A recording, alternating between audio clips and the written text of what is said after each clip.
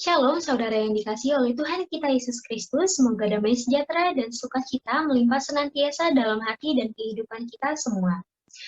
Pada kesempatan kali ini, saya akan berbagi sebuah renungan yang berkaitan dengan visi hidup, karakter yang dibaharui, buah roh, dan menang terhadap pencobaan. Pada kesempatan sebelumnya, barangkali saya ingin mengingatkan kembali bahwa kita sebagai manusia ciptaan Tuhan mempunyai tujuan yang sama yang Tuhan telah tetapkan bagi kehidupan kita di dunia ini, yaitu kita dirancang untuk menyenangkan Allah, kita dibentuk untuk menjadi anggota keluarga Allah, kita diciptakan untuk menjadi semakin serupa dengan Kristus, kita diciptakan untuk melayani Allah, dan kita diciptakan untuk menjalani sebuah misi. Namun, yang perlu kita sama-sama ingat juga adalah bahwa tidak ada satupun dari antara kita manusia yang benar-benar sama. Bahkan, saudara yang kembar identik pun memiliki perbedaan, baik itu dalam hal kebiasaan, sifat, kesukaan, atau hal yang lainnya. Selain itu juga, coba kita lihat di jari kita masing-masing. Ada sidik jari di situ yang mungkin hanya mengambil bagian yang sangat kecil dalam tubuh kita, yaitu hanya di bagian jari saja. Namun, hal sekecil itu pun menurut kita, Tuhan pertimbangkan untuk Tuhan ciptakan berbeda antara satu sidik jari seseorang dengan orang yang lainnya. Bisa kita bayangkan bagaimana jadinya kalau sidik jari kita sama dengan orang lain.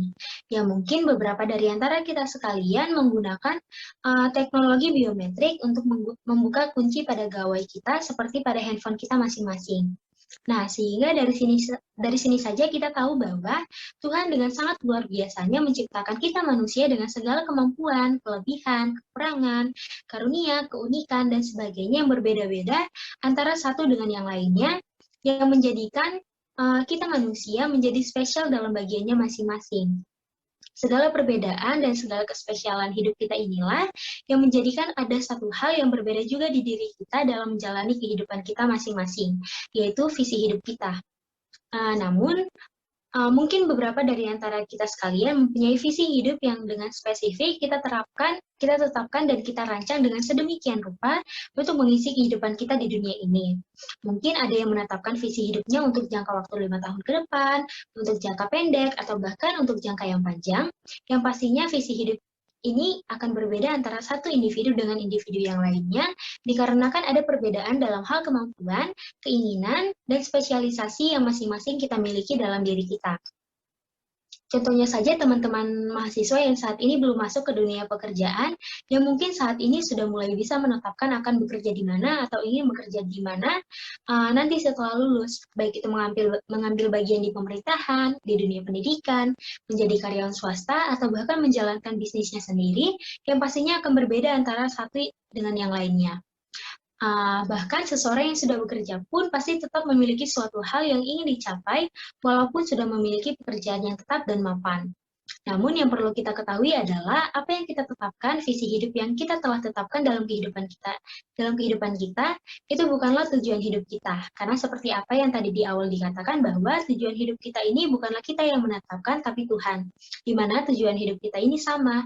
Ada bermiliar manusia di dunia ini yang Tuhan ciptakan dengan tujuan yang sama. Namun visi hidup yang kita tetapkan dan kita jalani inilah yang nantinya akan menjadi langkah kita untuk mencapai tujuan hidup kita. Sehingga pastinya akan berbeda antara cara saya dengan saudara sekalian dalam memenuhi tujuan hidup kita. Maka dari itu ada satu ayat dalam Alkitab yang tertulis dalam Kolose 3 ayat 23, apapun juga yang kamu perbuat, perbuatlah dengan segenap hatimu seperti untuk Tuhan dan bukan untuk manusia. Maka dari itu, saudara, profesi apapun yang kita miliki, apapun pekerjaan kita, jalan apapun yang kita ambil dalam kehidupan kita, haruslah kita jalani dengan segenap hati kita, haruslah kita jalani dengan baik, karena semua itu harus kita lakukan untuk Tuhan dan untuk memenuhi tujuan hidup kita. Karena nantinya Tuhan yang menetapkan tujuan hidup inilah yang akan memberitahukan apakah tujuan hidup kita telah kita capai atau belum. Dalam Kolose 1 ayat 16, kita diingatkan bahwa karena di dalam Dialah telah diciptakan segala sesuatu yang ada di surga dan yang ada di bumi, yang kelihatan dan yang tidak kelihatan, baik singgasana maupun kerajaan, baik pemerintah maupun penguasa, segala sesuatu diciptakan oleh Dia dan untuk Dia. Dalam ayat ini dapat kita garis bawahi bahwa segala sesuatu yang ada di dunia ini diciptakan oleh Allah untuk kemuliaan Allah. Teman-teman, sebelumnya juga dikatakan bahwa kita manusia diciptakan oleh Tuhan dengan memiliki segala perbedaan dan segala kehendak bebas. Sehingga selain visi hidup yang kita miliki yang berbeda, terdapat juga satu hal yang sebenarnya menjadi hal yang sangat melekat dalam diri kita, yang juga akan berbeda antara satu manusia yang satu dengan yang lainnya, yaitu karakter kita. Di mana karakter inilah yang sebenarnya akan menunjukkan siapa kita sebenarnya dan yang menjadi sifat dasar maupun kecenderungan ataupun perilaku kita manusia seiring dengan perjalanan hidup kita di dunia ini dan seiring dengan kita menjalani visi hidup kita untuk mencapai tujuan hidup kita. Karakter yang kita miliki ini akan berpengaruh pada orang lain, sehingga nantinya akan timbul pandangan dari orang lain yang mampu menilai karakter kita seperti apa. Apakah itu karakter yang sanguis, melankolis, pragmatis, maupun koleris, atau bahkan seseorang yang menilai diri kita sebagai seseorang yang pekerja keras, bijaksana, baik hati, atau bahkan pemarah, tidak sabaran, atau tidak mampu menerima pendapat orang lain. Nah, hal inilah yang nantinya akan menjadi penentu dasar atas hal-hal apa saja yang akan kita lakukan dalam menjalani pekerjaan kita di dunia ini. Namun saudara, yang perlu saya ingatkan adalah bahwa sebenarnya kita manusia ini diciptakan Tuhan untuk memiliki karakter yang baik yang Tuhan telah persiapkan sebelumnya, sebagaimana yang tertulis dalam Efesus 2 ayat 10 yang akan saya bacakan.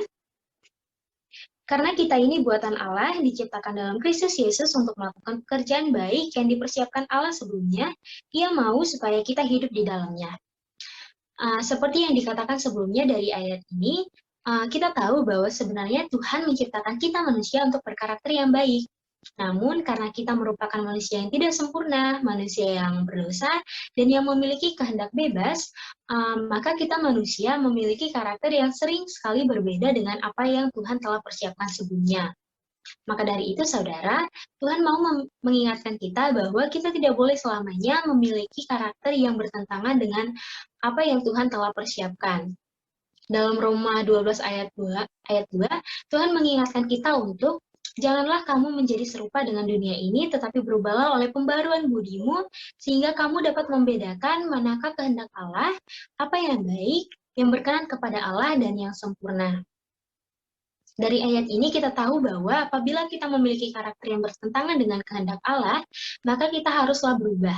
Sehingga dalam hal ini kita perlu untuk membangun karakter baru yang sesuai dengan kehendak Allah, karena memang dikatakan bahwa karakter yang baik, sebagaimana yang Tuhan telah persiapkan sebelumnya adalah karakter yang sesuai dengan kehendak Allah, berkenan kepada Allah, dan yang sempurna. Nah, kenapa sih kita harus punya karakter baik yang sesuai dengan kehendak Allah ini?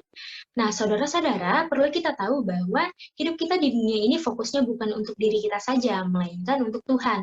Sehingga karakter yang baik ini menjadi perlu untuk kita miliki karena apabila Tuhan menemukan seseorang yang siap untuk memimpin dan yang pastinya didasari oleh hati dan karakter yang baik, maka Tuhan akan memakai orang tersebut untuk kemuliaannya sampai pada batas akhir orang tersebut. Dan dengan karakter yang baik ini juga, kita mampu menjadi teladan dan menjadi saluran berkat bagi orang lain. Dan hal ini kita lakukan untuk mencapai tujuan hidup kita untuk kemuliaan Tuhan. Selain untuk kemuliaan Tuhan, kita juga diciptakan untuk menjadi semakin serupa dengan Kristus. Yang menjadi pertanyaannya adalah, bagaimana sebenarnya karakter Kristus itu?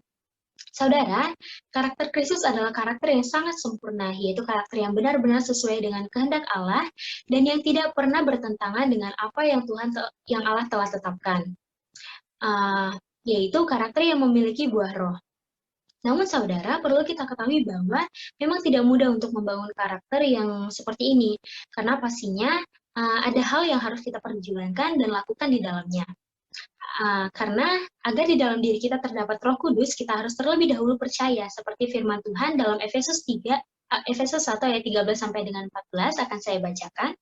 Di dalam Dia kamu juga karena kamu telah mendengarkan firman kebenaran yaitu Injil keselamatanmu, di dalam Dia kamu juga ketika kamu percaya dimeteraikan dengan Roh Kudus yang dijanjikannya itu, dan Roh Kudus itu adalah jaminan bagian kita sampai kita memperoleh seluruhnya, yaitu penebusan yang menjadikan kita milik Allah untuk memuji kemuliaannya. Maka saudara, begitu kita percaya kepada Yesus Kristus, maka kita akan dimeteraikan dalam Roh Kudus, sehingga Roh Kudus itu akan tinggal dan berkuasa dalam diri kita, yang akan menjadi jaminan bagi kita untuk dibenarkan sebagai penebusan kelak untuk masuk dalam kehidupan yang kekal. Yang perlu kita ingat adalah bahwa ketika kita telah percaya dan ada Roh Kudus dalam diri kita, maka sampai kapanpun Roh Kudus akan tetap tinggal dalam diri kita. Sebab Roh Kudus yang telah dimeteraikan begitu kita percaya dan mau menerima Yesus dalam diri kita. Sehingga dengan adanya Roh Kudus dan dengan dimeteraikannya Roh Kudus dalam diri kita, hal inilah yang akan memberikan pertumbuhan dan menuntun kita untuk membangun karakter yang memiliki buah roh di dalamnya, yaitu kasih, sukacita, damai sejahtera, kesabaran, kemurahan, kebaikan, kesetiaan, kelemah lembutan, dan penguasaan diri, sebagaimana yang terdapat dalam firman Tuhan di Galatia 5 ayat 22 sampai dengan 23. Karakter yang memiliki buah roh ini merupakan hal yang sangat penting untuk kita miliki karena dengan kita hidup oleh roh, maka seperti firman Tuhan dalam Roma 8 ayat 1-2 akan saya bacakan. Demikianlah sekarang tidak ada penghukuman bagi mereka yang ada di dalam Kristus Yesus. Roh yang memberi hidup telah memerdekakan kamu dalam Kristus dari hukum dosa dan hukum maut. Nah, dari ayat ini dikatakan bahwa dengan kita hidup oleh roh, maka tidak akan ada lagi hukum dosa dan hukum maut yang berkuasa atas diri kita, karena hidup oleh roh merupakan hidup dan damai sejahtera, melainkan hidup oleh daging adalah maut. Maka dari itu, saudara, kita harus hidup dengan membiarkan roh Tuhan berkuasa atas diri kita, sebab dengan demikian, maka kita akan menang terhadap pencobaan. Mungkin sampai saat ini beberapa dari kita masih sering merasa terdapat banyak kesulitan dan pencobaan yang kita alami. Tapi saudara, yang perlu kita ingat adalah pencobaan yang kita alami adalah pencobaan yang biasa dan yang tidak melebihi kekuatan kita. Karena memang itulah hakikat pencobaan sebagaimana dalam 1 Korintus 10 ayat 13. Dan atas segala pencobaan yang kita alami itu, kita tidak boleh lupa bahwa di samping segala sesuatunya itu ada hal yang lebih besar, yaitu kuasa Allah. Karena mau sebesar dan sesulit apapun kesulitan dan pencobaan yang kita alami, Tuhan kita jauh lebih besar. Dan pencobaan yang kita alami itu bukanlah pencobaan yang selama-lamanya akan kita hadapi. Karena Tuhan pasti akan memberikan jalan keluar atas pencobaan itu. Namun memang faktanya dalam kehidupan kita ini, kita selalu berada dalam peperangan rohani karena terdapat musuh yang selalu ingin menghancurkan kita, yaitu iblis, dunia, dan hawa nafsu kedagingan. Dan musuh kita inilah yang menjadikan sering sekali kita mengalami pencobaan dalam hidup kita, karena memang pencobaan itu datangnya dari musuh kita ini. Maka dari itu, saudara, kita harus tetap teguh hidup dalam roh, sebab dalam roh Allah lah segala musuh dapat dikalahkan agar kita dapat menang dan bangkit atas segala pencobaan yang kita alami. Sehingga perlu diingatkan kembali bahwa kita harus membangun karakter baik yang sesuai dengan kehendak Allah dan yang memiliki buah roh, di mana tidak terdapat benih-benih yang jahat, seperti yang terdapat dalam Galatia 5 ayat 19 sampai dengan 21. Selain itu juga ada hal yang dapat kita lakukan untuk bisa menang atas musuh kita, yaitu kita harus terus berjaga-jaga, karena memang musuh kita tidak akan pernah berhenti untuk mencoba menjatuhkan kita. Kita harus menggunakan senjata rohani, yaitu senjata yang memiliki kuasa Allah. Kita harus tunduk kepada Allah, memiliki iman yang teguh, memiliki hubungan yang baik dengan Kristus dengan cara berdoa, memuji dan memegang erat firman-Nya, percaya sungguh-sungguh kepada Allah, dan hidup dalam Roh Kudus, sebab Roh Kuduslah yang dapat membantu kita dalam kelemahan kita, sebagaimana yang terdapat dalam Roma 8 ayat 26. Selain itu, dalam kesempatan kali ini, saya juga akan menyampaikan sebuah kesaksian hidup dari almarhum Pendeta Raditya Oloan, yang mungkin beberapa dari antara kita sekalian sudah pernah mendengar dan mengetahui bagaimana perjalanan hidup beliau semasa hidupnya, mulai dari beliau yang jauh dari Tuhan, sampai pada akhirnya beliau menjadi pelayan Tuhan. Almarhum Pendeta Radit yang awalnya mempunyai keinginan untuk menjadi seorang dokter gigi, di mana beliau awalnya menjadikan hal ini sebagai visi hidupnya. Namun hal tersebut tidak dapat dilakukan oleh beliau karena kehidupan beliau yang awalnya memang jauh dari Tuhan. Di mana pada awalnya beliau menjalani kehidupan yang dipimpin oleh keinginan daging karena ada keinginan untuk dapat selalu merasa cukup dalam artian tidak khawatir serta tetap merasa bahagia dan lupa atas segala masalah yang sedang dihadapi dengan cara menggunakan jalan yang instan, yaitu dengan menggunakan narkoba. Dikarenakan memang terdapat sifat narkoba yang memunculkan pengharapan yang palsu, instan, dan sementara. Dan hal inilah yang dilakukan oleh beliau karena beliau belum mengenal Tuhan. Namun pada akhirnya saat beliau mengenal Tuhan, mengenal kasih dan karunia Tuhan, pada saat beliau berada pada titik terendah dalam hidupnya, yaitu pada saat beliau ditangkap karena kasus narkoba, dan beliau dijangkau oleh Bapak rohaninya, sehingga akhirnya menjadikan beliau mau untuk hidup dengan dipimpin oleh roh. Dan dengan hidup yang mengenal Tuhan dan hidup di dalam Tuhan inilah yang menjadikan akhirnya beliau memiliki pengharapan yang nyata dan kekal. Selain itu, hidup dengan dipimpin oleh roh ini akhirnya menjadikan beliau dengan dibantu oleh Bapa rohaninya mampu melakukan pelayanan penjangkauan yang dimulai dengan beliau menjangkau orang-orang yang masih terjebak dalam kasus yang sama dengan beliau dahulu, yaitu orang-orang yang masih terjerumus dalam pergaulan bebas, pemakaian narkoba, minum-minuman keras, dan sebagainya, di mana memang pada saat awal pelayanan tersebut beliau belum dapat dengan sempurna melakukannya. Namun yang perlu diingat adalah Tuhan itu melihat hati, sehingga dengan adanya niat yang baik dalam hati beliau menjadikan Tuhan tetap menuntun beliau proses demi proses untuk dapat tidak tertarik lagi pada keinginan daging dan dosa yang dahulu dilakukan oleh beliau. Dan hidup dalam roh dan tuntunan Tuhan inilah yang menjadikan ada pembaruan karakter dalam kehidupan beliau, sehingga karakter baik yang sesuai dengan kehendak Tuhanlah yang akhirnya dimiliki. Dan inilah yang akhirnya menjadikan beliau dapat menjadi teladan bagi orang lain untuk dapat turut berubah menjadi lebih baik lagi. Dan dengan hati dan karakter baik ini jugalah yang menjadikan Tuhan mau untuk pakai beliau menjadi pelayannya dan menjadi saluran berkat sampai akhir hidupnya. Maka dari itu, saudara, mari kita serahkan hidup kita sepenuhnya kepada Tuhan dan percaya kepadanya, agar Roh Kudus yang daripada Tuhan dimeteraikan dalam kehidupan kita, sehingga ada pertumbuhan dalam kehidupan kita untuk memiliki karakter yang baik, yang sesuai dengan apa yang berkenan kepada Allah, agar kita mampu menjadi teladan dan saluran berkat dalam kehidupan kita, dan mampu mengalahkan segala pencobaan dan musuh kita dengan kuasa Allah, sehingga tujuan yang Tuhan tetapkan dalam hidup kita mampu kita penuhi. Amin. Demikianlah renungan yang dapat saya bagikan kepada kita sekalian.